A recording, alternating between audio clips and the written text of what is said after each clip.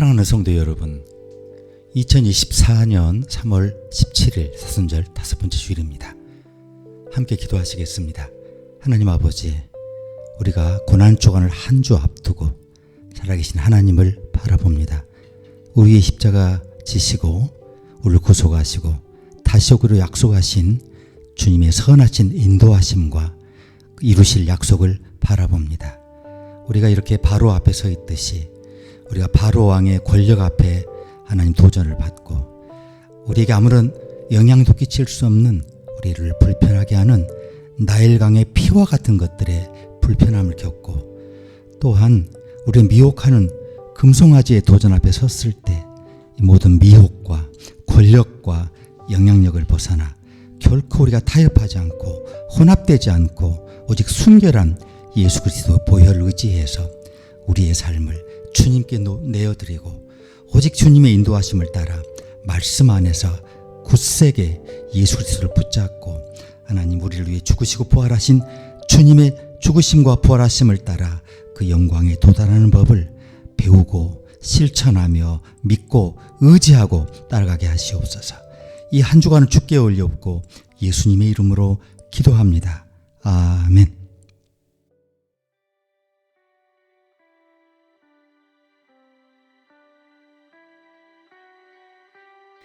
명절에 예배하러 올라온 사람 중에 헬라인 몇이 있는데 저희가 갈릴리 베세다 사람 빌립에게 가서 청하여 가로되 선생이여 우리가 예수를 배웁고자 하나이다 하니 빌립이 안드레에게 가서 말하고 안드레와 빌립이 예수께 가서 여짜온대 예수께서 대답하여 가라사대 인자의 영광을 얻을 때가 왔도다.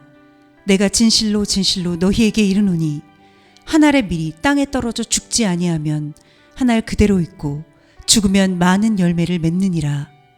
자기 생명을 사랑하는 자는 잃어버릴 것이요 이 세상에서 자기 생명을 미워하는 자는 영생하도록 보존하리라. 사람이 나를 섬기려면 나를 따르라. 나 있는 곳에 나를 섬기는 자도 거기 있으리니 사람이 나를 섬기면 내 아버지께서 저를 귀히 여기시리라. 지금 내 마음이 민망하니 무슨 말을 하리요.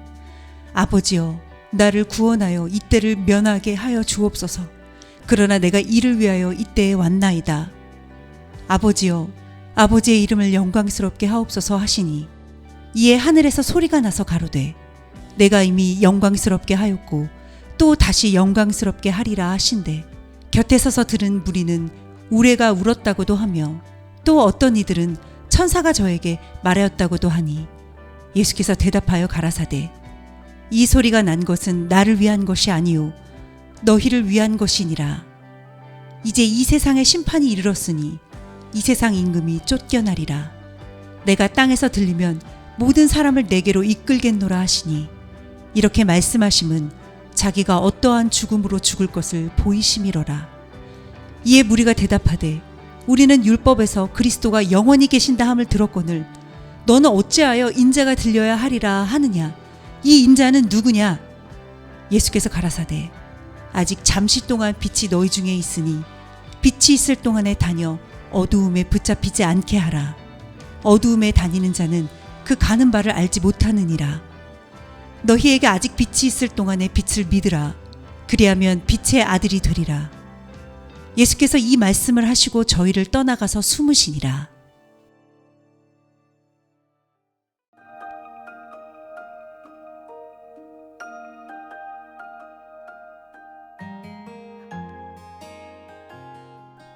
오늘 본문은 오늘 아침에 예수님의 제자인 빌립이 자신의 고향 사람을 알아보는 것으로 시작을 합니다. 빌립은 그런 일이 일어나리라고 예상을 못했던 것 같아요. 빌립은 6월절 때 세상 여기저기서 온 수만 명의 순례자들로 가득 찬 예루살렘에서 아무도 자기를 알아보지 않게 다닐 수 있을 거다 이런 생각을 했습니다. 자, 그 옆에 안드레가 있습니다. 안드레도 또한 벳세다 출신인데요.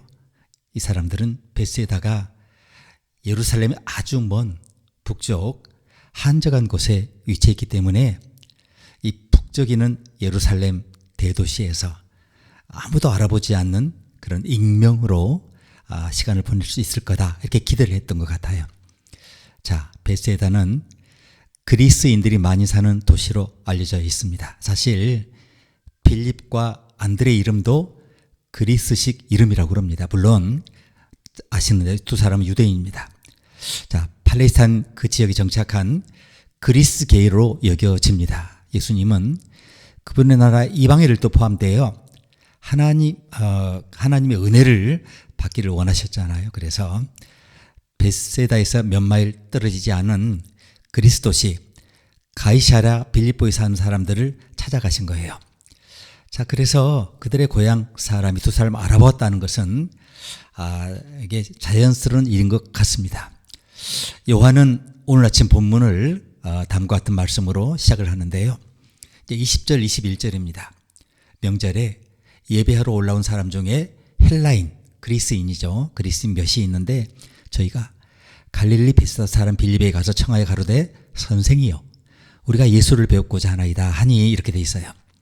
그런 다음 본문은 빌립이 안드레에게 가서 말하고 안드레와 빌립이 같이 예수님께 가서 여짜온대라고 말합니다.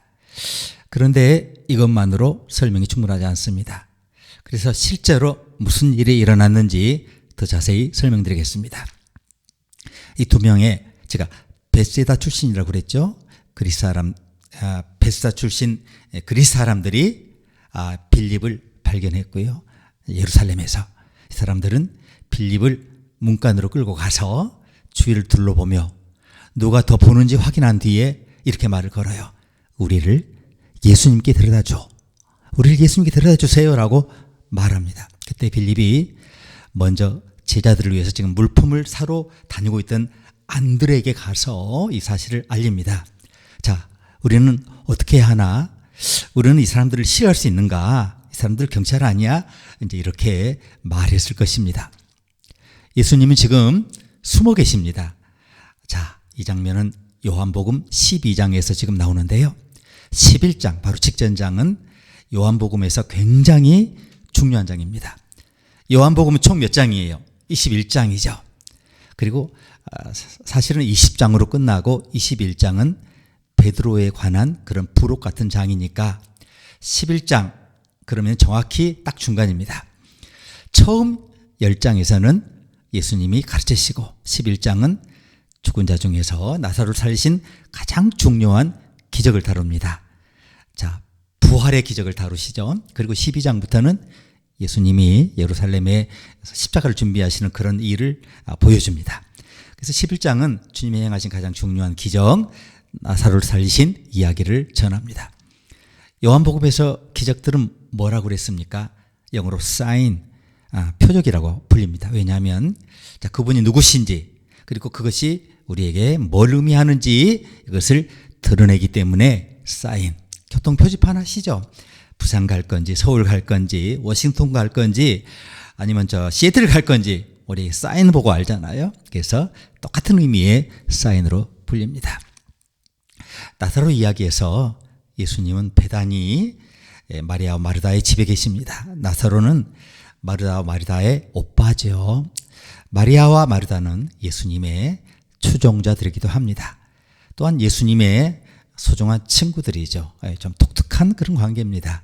추종자이면서 아주 소중한 친구들이죠. 예수님이 그 근처에 계실 때면 항상 저 남매 가정에 들리고 했다고 그럽니다. 자, 주님은 죽은 형제를 다시 살리신 마르다에게 말씀을 하십니다. 물론 예수님이 살리신 거죠. 나사로를 살리시고 마르다에게 뭐라고 하시느냐 하면 기억하시죠? 나는 부활이요 생명이다. 나를 믿는 적도 살 것이며 살아서 나를 믿는 자는 뭐라고요? 영원히 죽지 않을 것이다. 그 자리에서 예수님은 마르다에게 자, 분명히 나를 믿는 자는 영원히 죽지 않을 건데 내가 이것을 믿느냐고 심각하게 물으십니다. 예수님이 나사로를 동굴 무덤에서 데리고 나오실 때 군중들이 보여 지켜보았어요. 나사로가 나오기 직전에 예수님은 마르다를 향해서 내가 믿으면 하나님의 영광을 보리다 이렇게 말씀하셨습니다. 이게 뭔 의미입니까? 무슨 의미입니까? 단 한 가지 의미죠. 나사로의 부활로 왕국이 하나님의 나라가 세상에 임박했다는 뜻일 수 있어요. 자, 하나님의 왕국을 상징하는 힘, 새 생명의 힘, 창조의 힘이 세상에 침입하려는 순간이라는 겁니다. 이 베다니 군중 속에 비밀 경찰이 있었습니다. 그들은 모든 것을 보았죠. 그들은 예수님 말씀을 들어요. 그렇죠? 비밀 경찰도 몰래 엿듣지 않습니까? 그들은 즉시 예루살렘으로 돌아가서 대제사장 가야바에게 밀고합니다. 경찰은 그들이 본 것과 들은 것을 모두 다 샅샅이 보고했을 겁니다. 자, 대제사장 가야바는 이 순례자들로 붐비는 예루살렘의 높은 관리죠. 자, 이스라엘에 한 명밖에 없는 그런 직책인데 그 해는 이상하게 2명이었어요. 자, 그들은 드디어 올해 메시아가 올 거다 이렇게 기대하고 있었어요. 순례자들 중에는 혁명가, 그리고 무정부주의자, 그리고 또 당금을 든 자라는 뜻의 시카리가 있어. 시카리, 자객단. 가룟 유다의 가룟이 바로 시카리라는 의미인데요. 열심당이라고 번역을 했더라고요. 이 사람들은 정부를 전복할 그런 계획을 꿈꾸는 그런 혁명가들입니다. 이 사람들은 군중을 이용해 로마의 압제자들을 몰아낼 폭동이 일어날 어떤 일, 어떤 징조를 기대하고 그 자리에 지금 침투해 있습니다. 따라서 율절 당시 예루살렘처럼 불안정한 상황에서 통치를 책임진 사람에게 베다니에서 일어난 이런 소식들은 자, 도화선에 드디어 불이 붙였다, 이런 소식을 듣는 것 같았을 거예요. 자, 그 소식이 베다니에서 예루살렘에 전해지는 데는 그리 오랜 시간이 걸리지 않았을 겁니다. 이제 폭동이 일어나면 로마가 강제로 군대를 끌고 와서 도시를 폐기할 수 있겠죠. 실제로 그런 상황이 왔어요. 66년, 67년. 그래서 대제사장 가야바는 이렇게 말합니다. 한 사람 백성을 위하여 죽어서 온 민족이 망하지 않게 되는 것이 너희에게 유익하다. 요한복음 11장 50절 말씀입니다. 자, 훗날 기독교인들은 이 말을 되돌아보면서 야, 가야바가 절반은 알았구나 이렇게 생각을 합니다. 하나님은 우리가 내리는 결정, 우리가 내리는 악한 결정의 밑바닥에서 그 결정을 통해 일하시기 때문에 그래요. 자, 하나님은 하나님의 구원을 이루기 위해 일하고 계시죠. 그래서 요한은 가야바가 자신도 모르게 한 사람이 죽어야 모든 사람이 구원받는 것이 유익하다라고 자기도 모르게 툭 내뱉고 얘기를 한 거예요. 그것을 요한이 붙잡아서 예리하게 포착해서 성경에 기록한 겁니다. 그러나 그것은 역사의 관점에 되돌아보는 믿음이고요.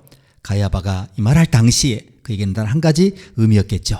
그들은 예수를 추적하여 체포해서 죽이려고 하는 겁니다. 그래서 11장은 다음과 같은 말로 마무리됩니다. 11장 53절 54절을 보시면 이날부터는 저희가 예수를 죽이려고 모의하니라. 죽이려고 모의하니라. 처음 이 말이 나와요. 그러므로 예수께서 다시 유대인 가운데 드러나게 다니지 아니하시고 여기를 떠나 빈들 가까운 곳인 에브라임이라는 동네에 가서 제자들과 함께 거기 요하시니라. 여러분, 에브라임 이 지명은 여기만 나오는데요. 그리고 이제 12장입니다. 오늘 본문으로 넘어갑니다. 예수님은 그런 지금 어떻게 계세요? 숨어 계시죠. 우리는 그가 어디 계시는지 알아요. 에브라임. 자, 하지만 아무도 그가 어디 있는지 몰라요. 그런데 어떤 이유에서인지 빌립과 안드레가 아까 나왔죠? 이 사람이 도시 예루살렘으로 들어가기로 결심합니다. 그때 고향에서 온 다른 그리스도인이 빌립을 알아보았다고 그랬죠. 그들은 베다니에서 일하는 일을 들은 사람들이에요. 즉 본문 바로 앞 구절은 나사로를 살리셨다는 소문이 예루살렘까지 전해졌다는 내용입니다. 그래서 이 사람 빌립에게 우리가 예수님을 뵙고 싶다라고 말해요.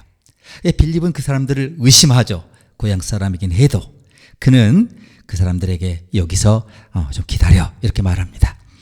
자, 그리고 얼른 같이 예루살렘에 들어온 안드레를 찾습니다. 어떻게 할까?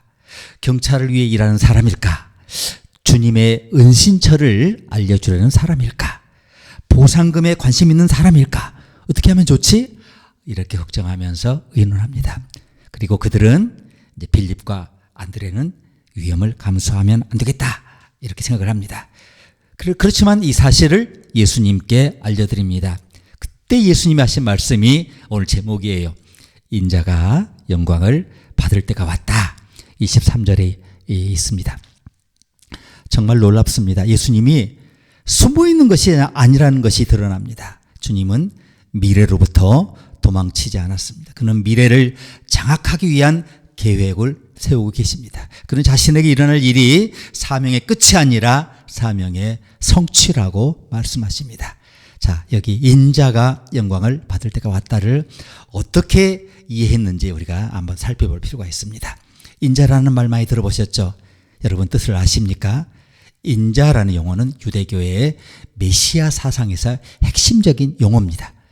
구원자를 기다리던 유대인들이 기대했던 것은 인자였어요.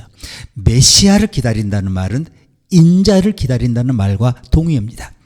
이 용어는 다니엘서에서 유래했어요. 여러분 아시죠? 구약성경 거의 다가 히브리어로, 고대 히브리어로 쓰였지만 다니엘서는 대부분이 아람어로 쓰였어요. 시리아어. 라마 엘리엘리 라마 사박다니 뭐 이러면 달리다굼 소니야 내가 내게 말하는 일어나 이런 게 다 그 아람어죠. 이스라엘 사람 그 당시 아람어를 가지고 서로 이렇게 서로 의사소통을 했어요. 이게 일상생활에 회화로 쓰는 말이 아람어, 시리아어죠. 그런데 다니엘서가 이 현대적인 아람어로 쓰였다는 겁니다. 이 다니엘서 7장 1절에서 8절을 보시면 다니엘이 아수르, 메데, 페르시아, 당대 세계를 주름잡던 요즘 말하면 미국, 중국, 러시아 이런 강대국이죠. 이런 강대국들을 묘사합니다. 이 세력은요, 굉장히 잔인하고 야만적이고 가학적이고 무자비해서 아주 무서운 야생 짐승들로 묘사가 됩니다. 그래서 다니엘은 다니엘서에서 독수리의 날개를 가진 사자, 이빨 사이에 갈비뼈가 3개 달린 곰, 날개와 머리가 4개 달린 표범, 새 이빨과 뿔이 10개 달린 끔찍한 짐승이 등장하는, 여러분 그런 짐승을 보신 적이 있습니까? 현대 공포 영화에서 나올 법한 그런 끔찍한 광경에 대해서 쓴 겁니다. 자, 이 시인은 뭘 의미합니까? 그 시대에 만연했던 악한 세력들의 상징이었어요. 그러나 이 선지자는 새로운 힘이, 새로운 권력이 이 세상에 임하는 꿈을 꿨고 그 꿈이 11절에 14절에 담겨 있어요. 제가 한번 읽어드립니다. 그때 내가 그 큰 말하는 작은 뿔의 목소리로 인하여 주목하여 보는 사이에 짐승이 죽임을 당하고 그 시체가 상한바되어 붙는 불에 던지바 되었으며 그 남은 모든 짐승은 그 권세를 빼앗겼으나 그 생명은 보존되어 정한 시기가 이르기를 기다리게 되었더라. 내가 또 밤 이상 중에 보았는데 인자 같은 이가 하늘 구름을 타고 와서 옛적부터 항상 계신 자에게 나와 그 앞에 인도되매 그에게 권세와 영광과 나라를 주고 모든 백성과 나라들과 각 방언하는 자로 그를 섬기게 하였으니 그 권세는 영원한 권세라. 옮기지 아니할 것이요 그 나라는 패하지 아니할 것이니라. 여기 13절은 인자 같은 이가 하늘 구름을 타고 왔다라고 말합니다. 성경은 인자를 대문자로 썼어요. 이 구절을 깊이 생각해 보면 무슨 뜻인지 금방 알 수가 있습니다. 여러분 이해가 되십니까? 자, 이 예언자는 다니엘이죠. 새로운 권력이 세상에 등장할 때를 예견하는 거예요. 공포와 야만, 잔인한 파괴를 일삼는 기괴한 힘과는 달리 이 새로운 힘은 뭐예요? 온화하고 은혜로운 권력이 될 겁니다. 그래서 이 새로운 권력은 야만적인 짐승의 상징이 아니라 사람의 상징으로 묘사가 되는 거예요. 짐승과 대조가 되는 겁니다. 다니엘이 말하는 것은 야만과 비인간성, 잔인함과 순환의 시대는 끝나고 인류의 날이 다가오고 있는 거예요. 그게 뭐예요? 하나님의 나라가 도래하고 있는 거예요. 그 꿈을 간직한 유대인들은 사자가 어린 양과 함께 누워서 더 이상 전쟁이 없는, 야만이 없는 새로운 시대가 도래할 날을 꿈꾸며 산 거예요. 그 시대는 황금기가 될 거예요. 삶은 달콤할 거예요. 우리 미래에 임할 혹은 지금 우리의 마음에 임한 하나님 나라의 모습이죠. 실존이죠. 그러나 작고 힘없는 나라는 그 새 시대를 가져올 수 없어요. 하나님의 직접적인 개입이 있어야만 해요. 하나님은 자신의 용사, 정복자, 구속자, 메시아를 보내셔서 그 시대를 열어주신다는 거예요. 그래서 그들은 다니엘서에 나오는 이 그림을 바탕으로 그들의 메시아, 그들의 오실 왕을 사람의 아들, 인자라고 부르기 시작한 거예요. 그리고 그 상징을 풀어 쓴 책들이 폭발적으로 증가했어요. 그를 묵시문학이라고 부릅니다. 구약과 신약 사이에 황금시대, 그리고 그 이후 시대에 대해 말하는 책들이 많이 나타났어요. 유대인들은 고난과 고통, 노예 생활, 종속 속에서도 그 꿈을 잊지 않고 포기하지 않고 인자를 기다린 겁니다. 자, 구약과 신약 사이에 쓰였지만 이 캐논, 정경에 포함되지 않은 책 중 하나가 에녹스라는 책인데요. 이 책에서 인자는 신에게 목에 목줄이 매여 있는 엄청난 거인으로 나타나요. 자, 그날 즉 주의 날이 오면 하나님은 그 인자를 목줄을 풀어 주실 거고 그는 신적이고 초인적인 힘을 가지고 온다는 거예요. 어떤 사람도 어떤 왕국도 어떤 권력도 그를 대적할 수 없다는 거예요. 그는 모든 왕국을 발 아래 놓이고 유대인들을 위한 세계 제국을 건설한다는 겁니다. 그러니 유대인들이 인자가 오시기를 간절히 서서 기다리는 모습이 여러분 상상되지 않습니까? 그래서 그들은 인자가 영광을 받아야 할 때가 왔다는 말씀을 듣기를 기다려요.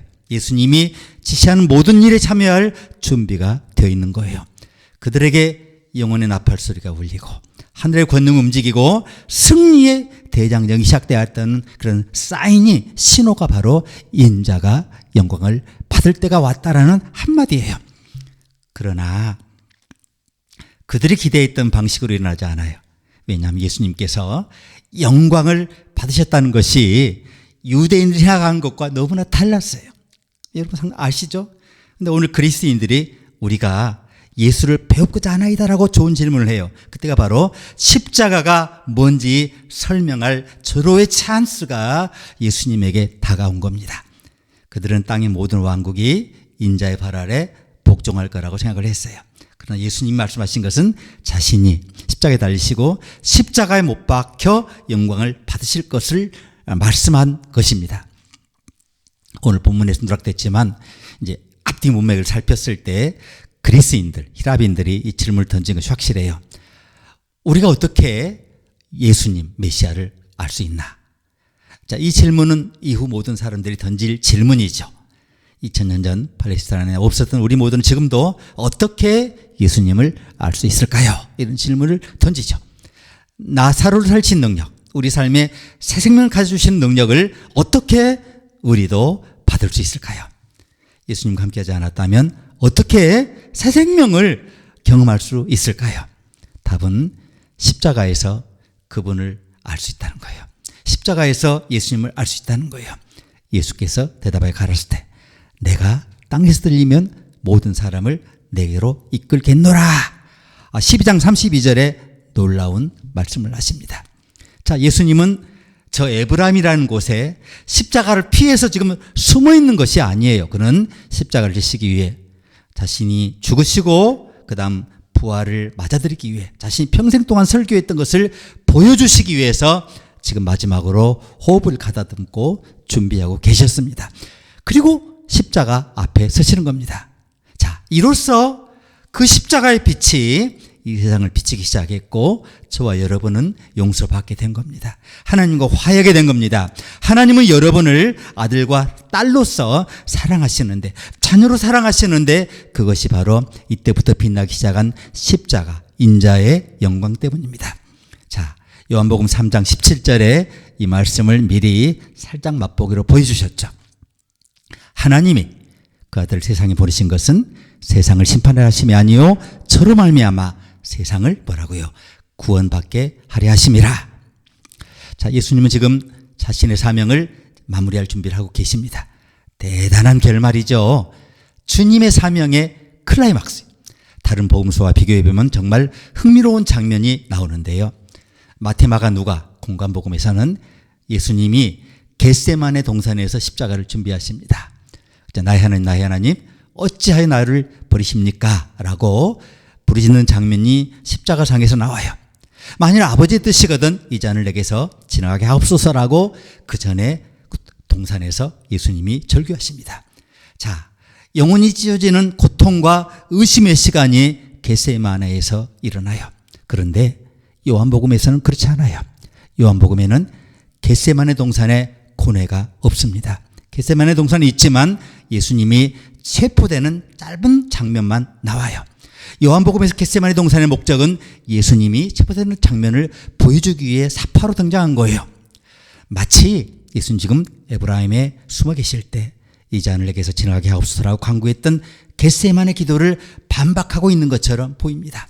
자, 여기서 주님은 12장 27절에 지금 내 마음이 민망하니 무슨 말을 하리요? 라고 하십니다.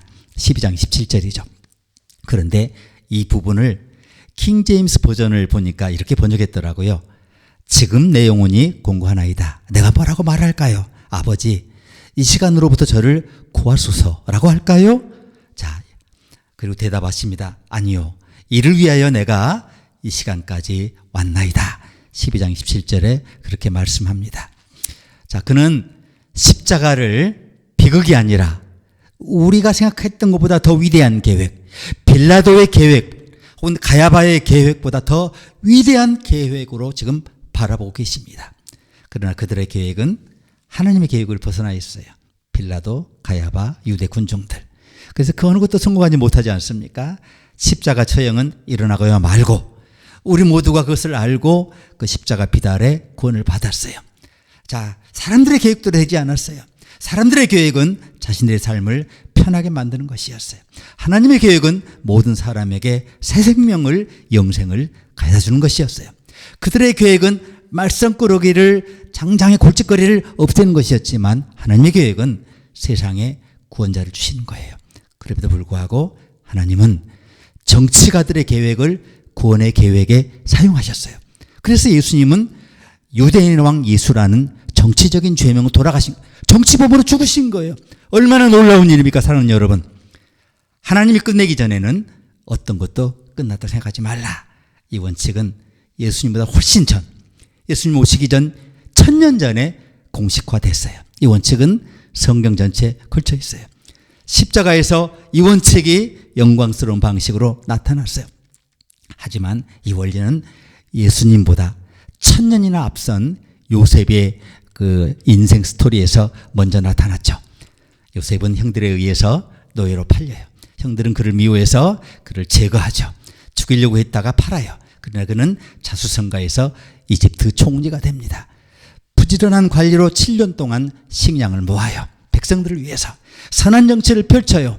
그리고 전 세계에 기근이 다가왔을 때 이집트만 먹을 식량이 충분했어요.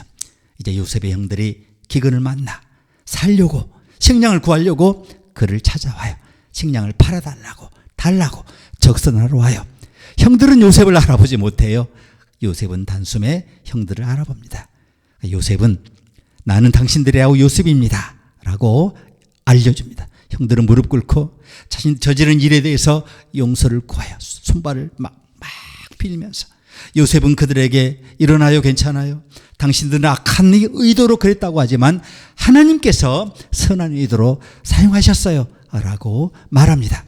그러니 사랑하는 여러분, 하나님이 끝내실 때까지 어떤 일이든 어때요? 끝났다고 생각하지 마시기를 바랍니다. 이것이 십자가의 메시지입니다. 이것이 놀라운 점은 예수님께서 아까 읽어드렸죠. 내가 땅에서 들리면 모든 사람을 내게로 이끌겠노라고 하셨을 때 우리가 십자가를 들어 올리는 것 외에는 아무것도 할 필요가 없다는 거예요. 저와 여러분은 십자가만 들어 올리면 돼요. 아무 말도 할 필요가 없어요. 아무것도 설명할 필요가 없어요. 십자가가 무엇을 의미하는지에 대한 모든 이론을 공부할 필요도 없어요. 자, 이것을 속죄론이라고 하는데 몇 가지 교리가 있죠. 저는 삼위일체 교리를 아마도 여러분보다 더 많이 알고 있을 겁니다. 하지만 삼위일체 교리가 드러나는 것보다 훨씬 더 많은 것이 여기에 감춰져 있어요. 왜냐하면 하나님은 삼위일체 교리 안에 담을 수 없는 분이어서 그래요. 하나님에게는 우리가 결코 이해할 수 없는 것이 있어요. 우리는 그것을 뭐라고 불러요? 미스테리, 신비라고 불러요. 그렇기 때문에 우리는 이성적인 것보다 비이성적인 것, 교리보다는 예배를 통해서 하나님께 더 가까이 다가갈 수 있는 거예요. 아주 쉬운 방법으로. 하나님, 우리가 이해할 수 있는 존재가 아니죠. 우리는 결코 하나님을 이해할 수 없어요. 하나님은 여러분과 제가 파악할 수 있는 존재가 아니에요. 하나님은 여러분과 저를 단지 붙잡고 구원하시는 분이에요. 십자가가 마찬가지예요. 십자가에 일어나는 일에 대한 교리가 있어요. 그러나 그 모든 교리들은 대답 대신에 더 많은 질문을 제기해요. 우리는 결코 그것을 완전히 이해할 수 없어요. 어떻게 십자가를 다 이해할 수 있다고 말하십니까? 이해할 수 없어요. 그러나 우리가 그것을 보고자 하면 더 가까이 다가갈 수 있고 십자가를 붙잡을 수 있다는 거예요. 우리가 보려고 한다면 내가 땅에 들리면 모든 사람을 내게로 이끌겠노라고 하신 주님이 우리를 십자가로 이끄시고 우리의 죄를 속량하시고 우리를 모든 죄와 악에서 구원하십니다. 생명을 얻습니다. 그리고 영생을 얻습니다. 그 영생이 지금 우리에게 부어져 있어요. 성령을 통해서 하나님과의 영원한 교제를 지금 누리고 있어요. 그 십자가에서 앞에서 뭐라고 말합니까? 신학자들에 따르면 이렇게 말하지 않아요. 십자가, 진짜 십자가, 주님이 매달린 그 십자가 앞에서 우리는 어떤 말도 할 수 없어요. 예술가들은 십자가를 가장 잘 표현한 사람들이죠. 저는 특히 중세 예술가들을 좋아합니다. 십자가를 많이 그렸잖아요. 모두 그림의 중앙에 그 사람들은 십자가에 달리신 예수님을 그렸어요. 자, 그 그림을 보면 막달라 마리아가 거기 있어요. 막달라 마리아가 왜 거기 있습니까? 예수님 말 그대로 마리아를 돌로 치는 사람들로부터 막달라 마리아를 구하시고 용서하셨으니까 그 자리에 있는 거예요. 예수의 어머니 마리아도 보이죠? 마리아는 믿음의 모델이에요. 그래서 거기에 있는 거예요. 마리아는 처음부터 보지도 못하고 이해하지도 못했지만 믿겠다고 고백합니다. 마리아가 가로되 주의 계집종년이 말씀대로 내게 이루어지이다. 믿음대로 고백하고 순종했기 때문에 그림에 같이 서 있는 겁니다. 마리아는 또한 주님과 고난을 받아요. 마리아는 십자가를 지고 주님을 따라요. 시므온은 선지자죠. 마리아에게 이렇게 말해요. 또 칼이 내 마음을 찌르듯 하리라. 마리아는 벌써 마음으로 그 순간 십자가를 진 거예요. 모르고. 사랑하는 제자 요한이 그림에 함께 있죠. 예수님은 요한에게 어머니를 돌보아 달라고 부탁했어요. 너의 어머니이니라. 요한복음에서 요한은 교회를 대표해요. 다른 복음서에서는 베드로가 교회를 대표해요. 요한복음에서 교회를 이끄는 사람은 요한이에요. 따라서 마리아는 신앙의 모델로서 교회에 속합니다. 왜? 요한이 그 어머니를 돌보기 때문에. 거기에 세례 요한이라는 인물이 한 명 더 서 있죠. 그의 구부러진 손가락이 예수를 가리킵니다. 종종 아무 말도 하잖아요. 이 사람은 그냥 가리키기만 해요. 어떤 그림에는 세상죄를 지고 하는 하나님의 어린 양을 보라는 그 설명의 굴기가 밑에 붙어 있어요. 십자가가 뭡니까? 그게 전부예요. 그게 우리가 말할 수 있는 전부예요. 저 말할 필요가 없는 전부예요. 사랑하는 여러분, 이제 다음 주간 고난 주간입니다.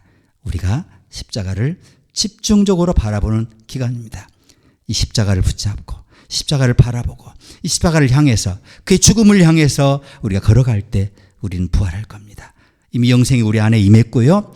우리는 주님과 더불어 영원한 삶을 영생 무궁토록 누리게 될 것입니다. 이 은혜가 여러분의 삶과 사역과 일에 가득하시기를 축복합니다. 함께 기도하시겠습니다.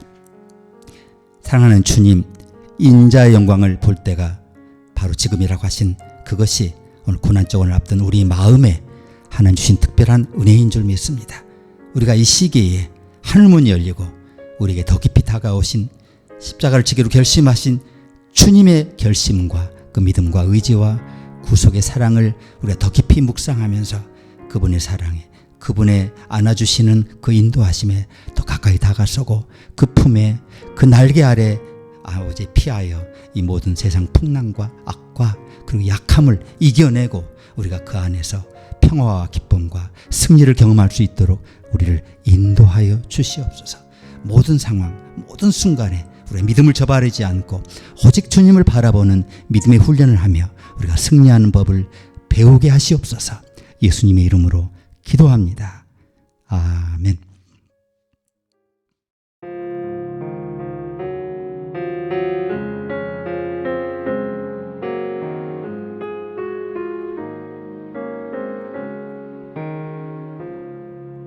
슬픈 마음 있는 사람 예수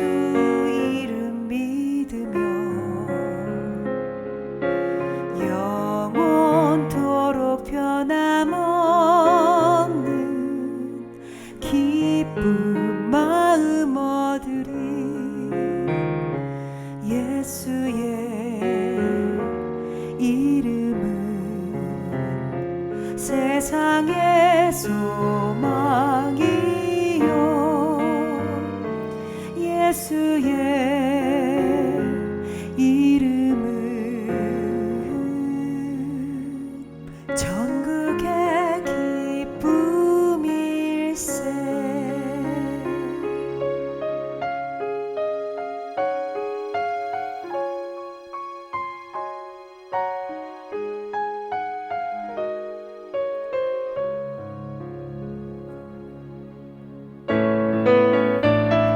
거룩하신 주의 이름 너의 방패 삼아라. 환난 시험 당할 때에 주께 기도드려라. 예수의 이름은 세상의 소망이요. 예수의 이름은 전국의 기쁨일세. 우리 갈 길 나간 후에 보좌 앞에 나아가 왕의 왕께 경배하며 면류관을 드리리. 예수의 이름은 세상의 소망이요. 예수의 이름은 전국의 기쁨일세. 예수의 이름은 세상의 소망이요. 예수의 이름은 전국의 기쁨일세.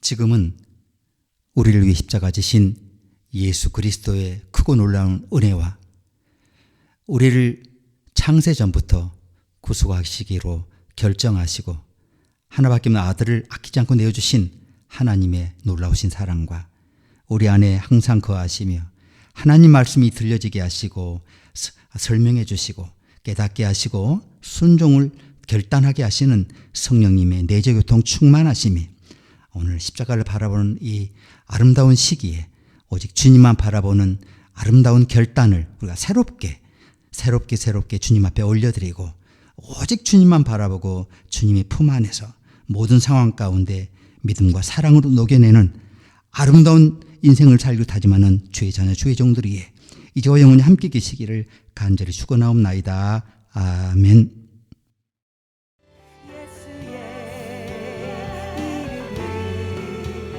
세상의 소망이요.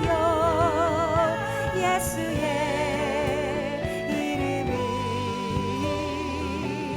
전국의